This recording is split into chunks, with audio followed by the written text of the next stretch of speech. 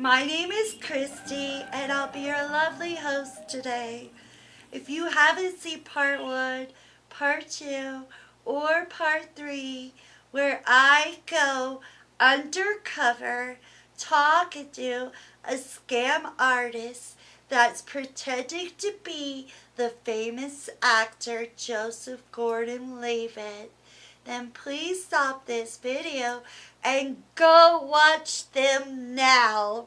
But if you have seen part 1, part 2, and part 3, please stay tuned.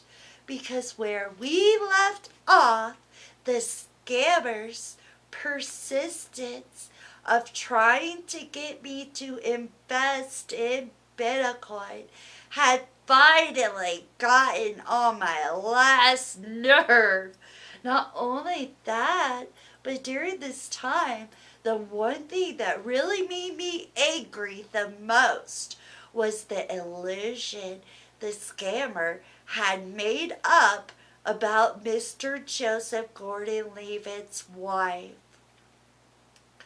The scammer had made Mr. Levitt's wife, Tasha McKeely, out to be a cheater that only cared about his money.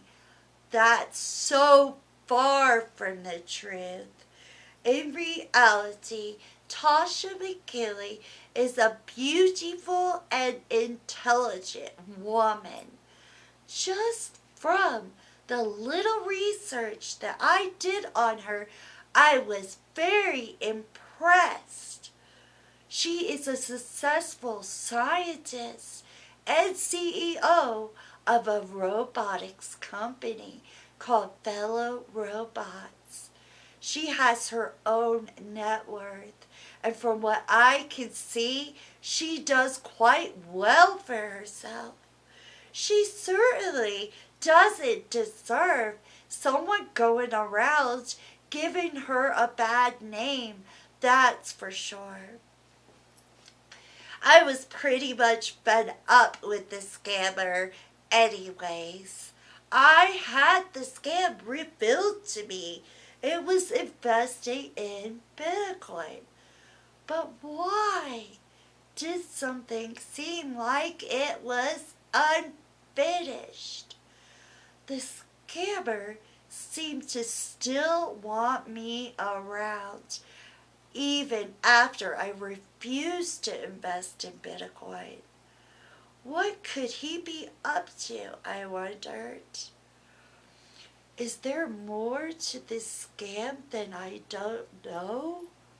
First approach was trying to make me feel guilty for not trusting him.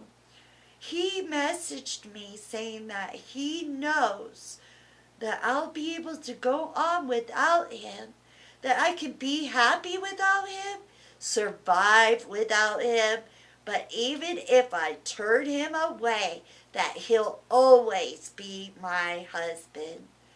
I wonder if my scammer guy has a whole collection of romantic quotes to say to all the women that he tries to fool each day. By this time, I was used to his game. His next move would be romancing me.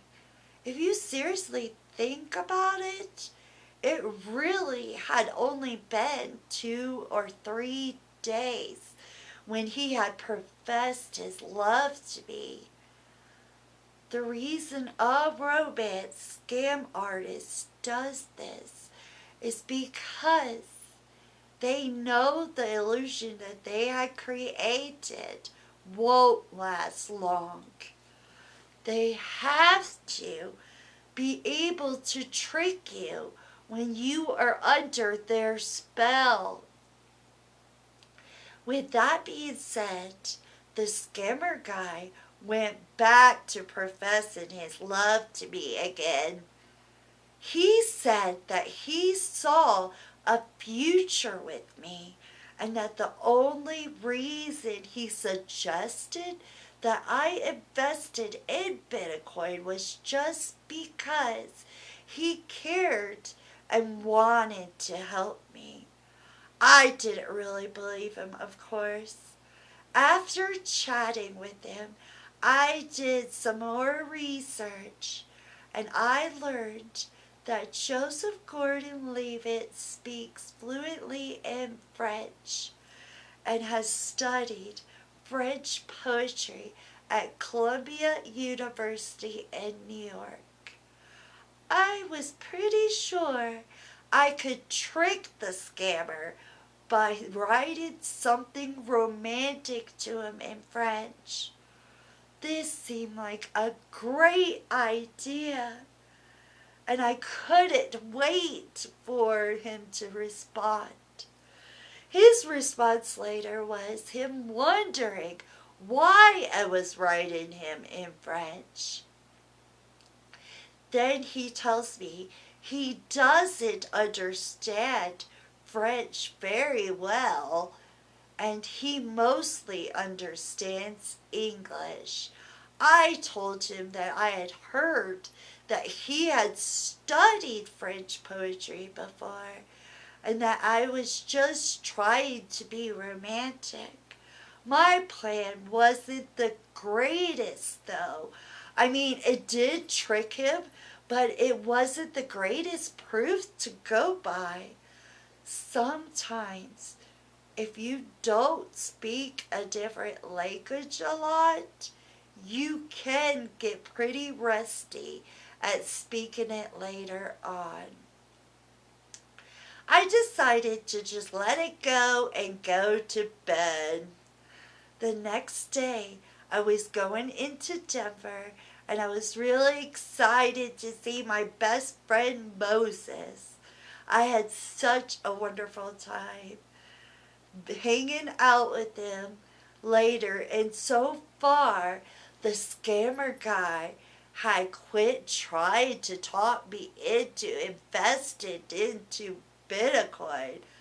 Later, when I got home, I checked my messages. I saw a message from the scammer saying that he was going to court the next day. I bet he's going to say his accounts have been locked up and that he needs money. That has to be the next scammer move he'll make. I was pretty sure of it. His story later was that his wife told the court that she owned all of his money and properties. His wife had told the court that he had spent all of his money. The scammer said that he only signed her name to everything to show that he had loved her. He really painted the picture of his wife being so evil. The scammer said the amount of hatred that he had for this woman was so unreal that he wished that he was alone with her so he could have killed her and then killed himself. Of course, I thought that was a really creepy thing to say. The scammer's next move was just him trying to tie up more loose ends for his story to work. It made me angry to hear more mean things he had to say about Joseph Gordon-Levitt's wife. It's like he really painted this picture of her being so evil. It just wasn't right. I only went along with it to see where the scam was going next. But secretly, I just wanted to punch his face in. My fake scammer guy said he paid a large sum of money to the court to keep the divorce quiet. He didn't want the media or the general public knowing that he had married such an evil woman. I wasn't buying any of his story, of course.